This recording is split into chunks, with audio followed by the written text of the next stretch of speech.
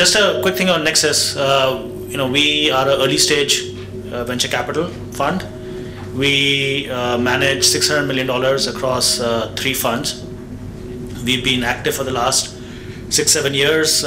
We invest across 2 broad themes. One is a domestic consumption theme, where you're investing in companies that are leveraging India's domestic growth. And then we are also very active in this cross-border technology side, where we are working with companies that are starting from India and going after either the domestic market or global markets, or even companies in the US that are thinking of India as one of their primary markets. The topic here is really about work culture. So what I mean by that, though you have mentioned here Valley work culture, I mean, there is nothing like, Valley has created the standard and we have to follow it. We can always have our Indian work culture defined totally our way, and that can be much better than what Valley has given.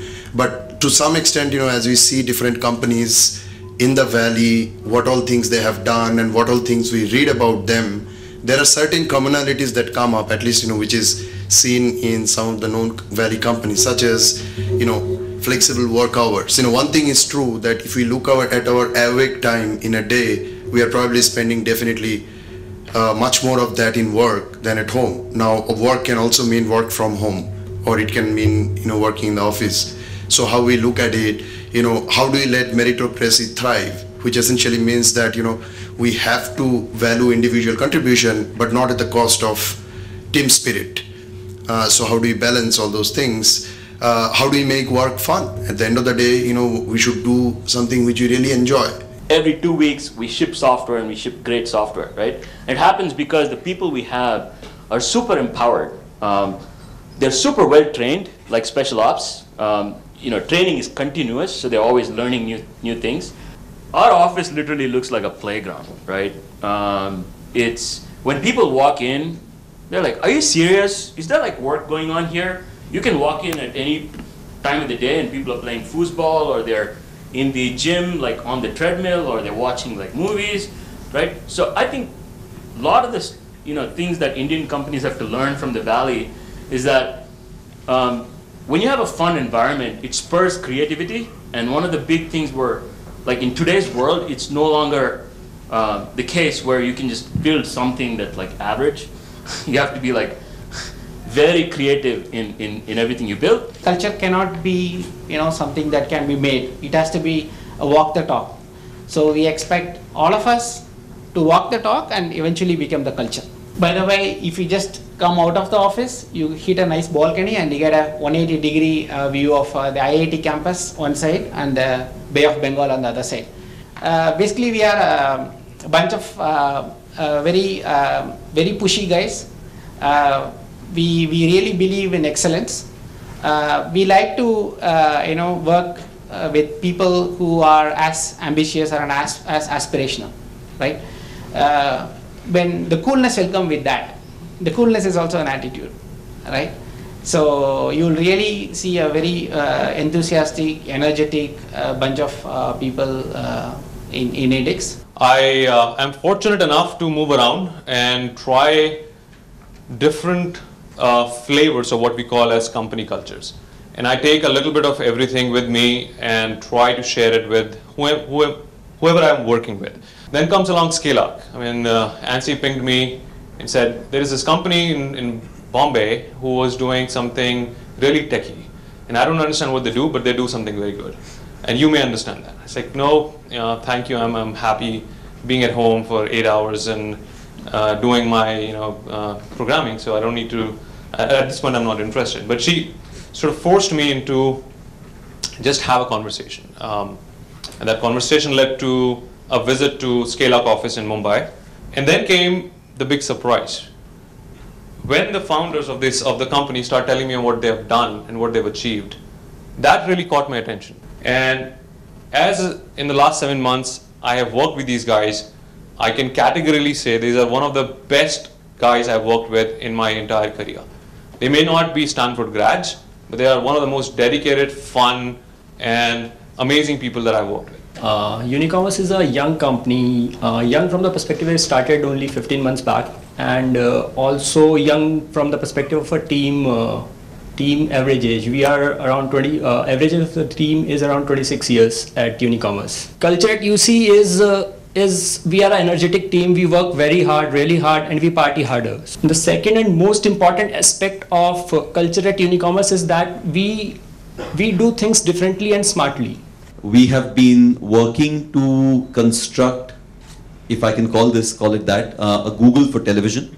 And for the last 5 years, that's exactly what we've built. We've built one of the largest index in Asia for television programs, films, documentaries, and so on and so forth.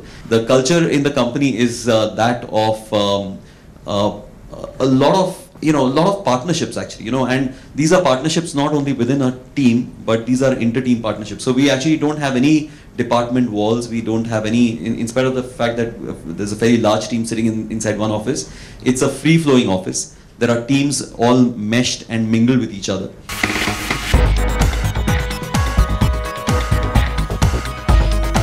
So when we look for people, coming into Watson, we typically look for, whether they are best in class in whatever that they represent. So we typically look at, communication skills as one key element.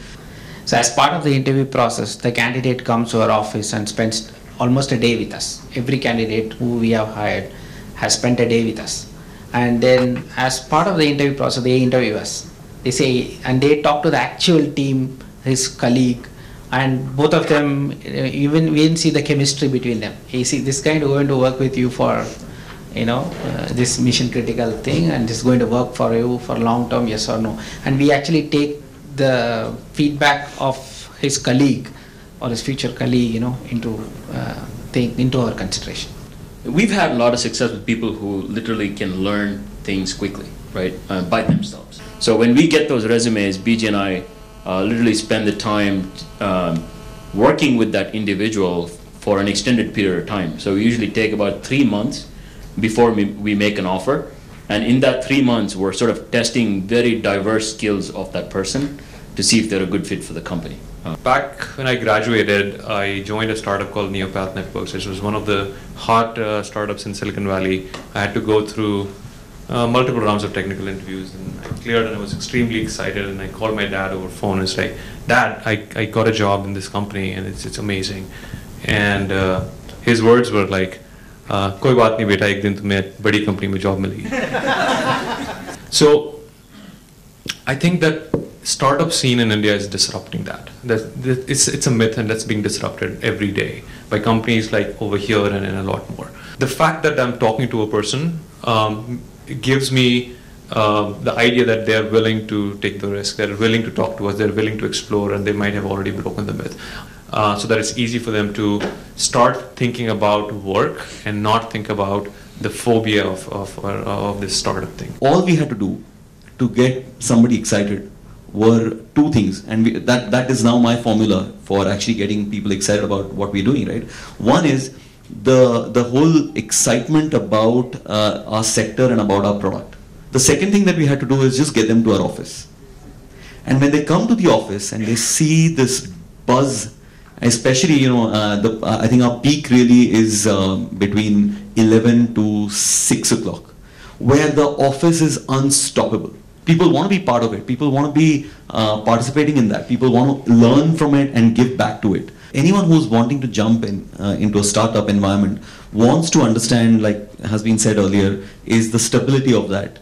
And in some cases, especially if it's a developer from a technology background, we show them just stuff that we've built. And they go, whoa, I mean, I thought this was only available in the West, and that we've actually got something as cool as this. And so we inverted the model and said, we're going to basically hire very, very interested parties by telling them who we are very clearly and sort of setting guidelines as to the kind of people that we hire. The people who apply to HelpShift are typically like hackers that sort of enjoy the product or enjoy sort of our experience, and they can get a flavor of our DNA from the product just by touching and feeling it.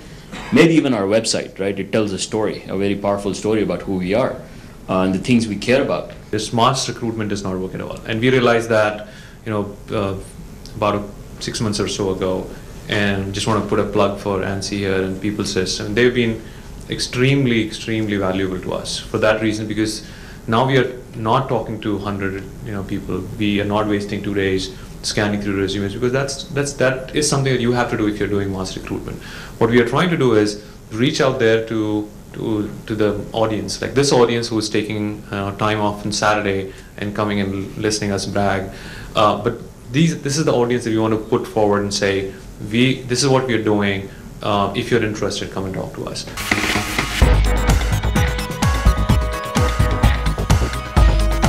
Our preference is to have people on the floor because of the nature of work that we are doing. We need diverse skills in one place to solve a complex problem.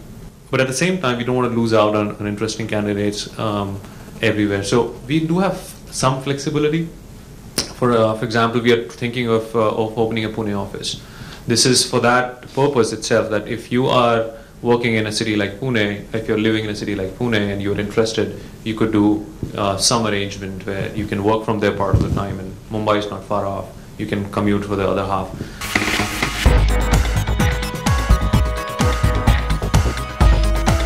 I was in US and I moved here because I think there's plenty of opportunity in India these days. If this is where you're located, I think there is no shortage of opportunities, whether it's in career, whether it's compensation, whether it's anything else, responsibilities in India. So right now I don't see that big of a problem, and we have plenty of things to hold people off in India and work here.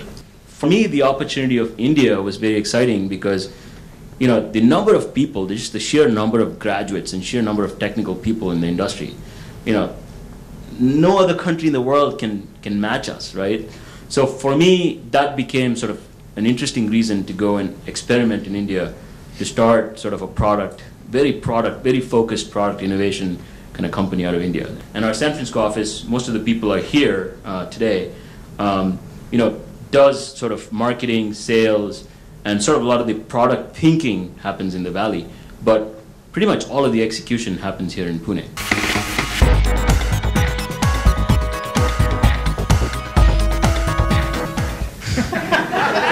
So I think the way I want to answer it is, in India especially, I've seen lots of myth being perpetrated amongst the startup sort of crowd, but largely VCs it's an industry and it's there to support the entire startup ecosystem, right? And you can't really scale a company without sort of external funding in many cases, right? You can't build a lifestyle business.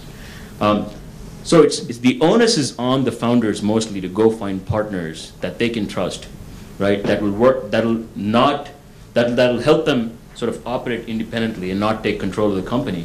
But at the end of the day, it's basically a small community. They don't want a bad reputation, so they won't do bad things to you. There are setbacks which are part and parcel of a startup journey. You are finally trying to disrupt a market, or you're trying to disrupt a particular industry. And make room for your own product or service. But what we've seen is that you as a founder you start thinking that you can't do this alone. You need a very strong team, and you need a very sound board, which typically is coming in from the investors, and it all typically then goes and makes that entire story happen. We've had ups and downs, and we've actually seen on both the occasions a fair amount of a partnership atmosphere in all the discussion that we've had with the investors. Even when the chips are down, when you've got a big problem suddenly you're faced with, you actually know that he's actually a partner with you, and that he's going to actually see you through.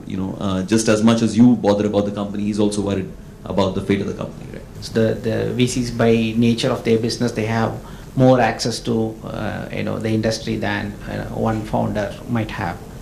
So it's a sum total of things: investment plus relationship plus expertise plus some management ability plus some market support. I think it all makes the whole thing work.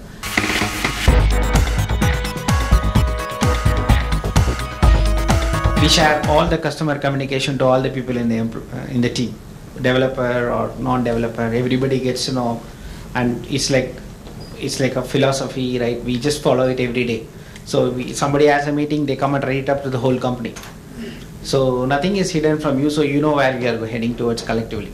And typically, if there are if there are certain elements that are ideas to actually improve it or to better it, then that also gets actually circulated to all the team members, so that their feedback actually comes in straight off. Yeah, we just throw our engineers in the fire, like literally. I mean, if you are working on a product which is going to a customer, you deal with it. But the interesting part with what we do is we want to make sure that all of our engineering team it interfaces with anybody outside the company as well. Whether it's product management, they are directly interfacing with them. There is no managers in between. Whether it's customers, whether it's SEs in the field, that actually gives them unfiltered information and makes their work life better.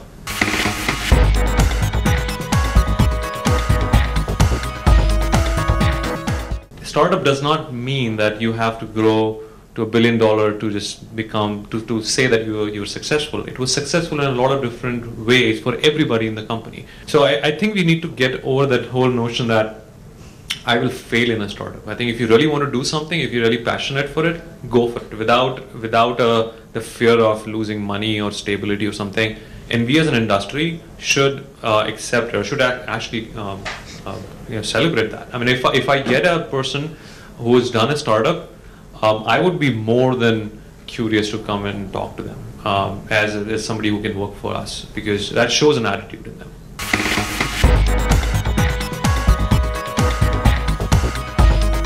I think my experience, working for 4 MNCs versus working now in a startup is that these two qualities of ambiguity versus structure and delegation versus bright superstars all by themselves actually get magnified in a tremendous extent.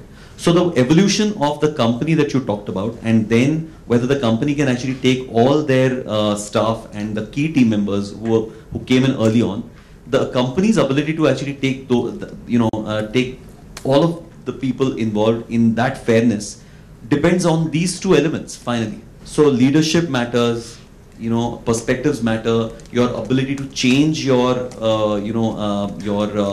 day-to-day jobs matter. It starts from everything that we discussed here, that you hire like-minded people. You don't want to hire anybody, whether it's a 10-year experience, 20-year experienced person or an intern who does not belong to you, who does not have the same sort of values, culture, whatever you want to call that. And neither culture is a fixed thing. Who said that the first day that you stock beer in your refrigerator and that becomes your culture? That doesn't. Tomorrow I can have somebody who detests drinking, and we need to find a way to adjust with him. We need to find a way to become a team. So I don't think culture means one thing. Everybody who's coming into the company brings their own thing, and a culture is a melting pot. You just have to work together. That's the culture you want. And we are all, I say that to everybody in the company, we are all very, very smart people to be at this level, and we can adapt. I think we all can adapt.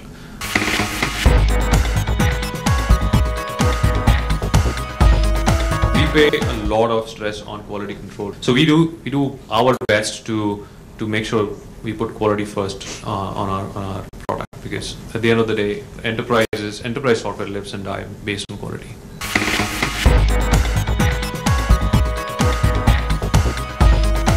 I can give you the example of my company. We don't have sort of, the next role and the next role and the next role. Everybody is a software artisan or they're a product designer, right? So it's a fairly flat organization. We intentionally kept it that way. The minute you introduce sort of roles and hierarchies, and the way we like to reward people is, based on some exceptional contribution, we make sort of, big changes in their compensation, right? And that's how we reward people. And we try and keep it very flat. So when you're early in a startup, when you start to put in sort of hierarchies and sort of roles, end up creating a lot of unfavorable sort of atmosphere inside the company, where people start to discuss about, their roles and their designation, and it's just unnecessary stuff. You don't need it in the early part of a company. When you become really big, maybe the size that they're at, I would still try and keep my company flat, right? We typically have a mentor culture, so we have some of the experienced people who actually know the code very well or know the system very well. They can actually mentor some of the new people who join in. But the only place where we have to have some structure and some hierarchy is the sales organization. The advantage of all these people over here is they throw you into the deep end, right? The reason why you are a team lead in a startup and at 1 year is that in that 1 year you've probably learned what you would have learned in a large company over 6 years. And I think that pressure that the startup environment puts on you, just, there are people who fall out of it, people who will say this is not for me, I want to go to a large company and so on, and others who will just say, I love this place. In fact, if you have come from a successful startup after a year and you want to go to a Cisco or to any large companies, they actually welcome you because they know that you have picked up more skills in that 1 year than you would working for a larger period in their company. I think that culture is coming to India as well. I'm seeing that. I'm seeing that even in our portfolio where people have been poached by larger companies, they have gotten much bigger roles. I think anybody over here will say the number of years don't matter. It's what you have learned in those years that matter. The big companies are also going through a transformation right now. Think about it.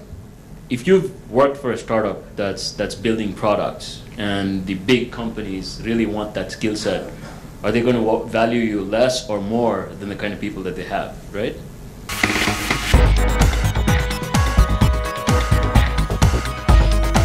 So it's all a mindset, and I think if you're just responsive and you care about your customers deeply, then you will maintain high quality, and that's what we're doing at HelpShift. So those are choices that startups have to make, and as a culture, as a startup has to decide on is it good for them or not, and go with it. I mean, they take some risks, they don't take some risks, but as a company, it does not matter to them because they are taking a conscious decision of what they're doing.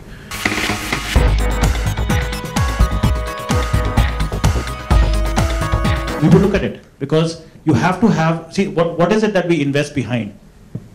Apart from the team, the thing that matters is that you need to have non-linear growth. As a early stage startup, what really differentiates all the individuals here is they're building businesses that hopefully will grow much faster than the peers in the market. So therefore, you have to have some edge, so some differentiation that says, hey, I have this particular solution which gives me that ability to grow faster, to compete effectively against the big guys. And that's what we look for. And if you can, if you can show me that, or you can show any of us that, we'll definitely talk to you. So my biggest challenge always when I call up people, I usually set up my timing with them and I give a call. The first question that I am asked is, why this startup? I mean, what's so special about them? So really what helps at that moment for me is these people with whom I work, they're very accessible.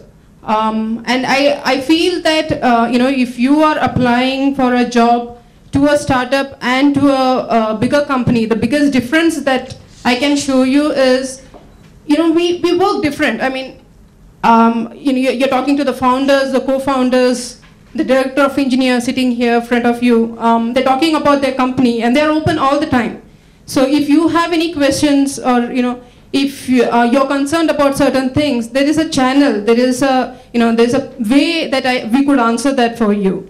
So really when you're looking for your next career move, I would say it's not about a large organization or a startup, but it should be about the technology and it should be about your career path from 3 to 5 years from now.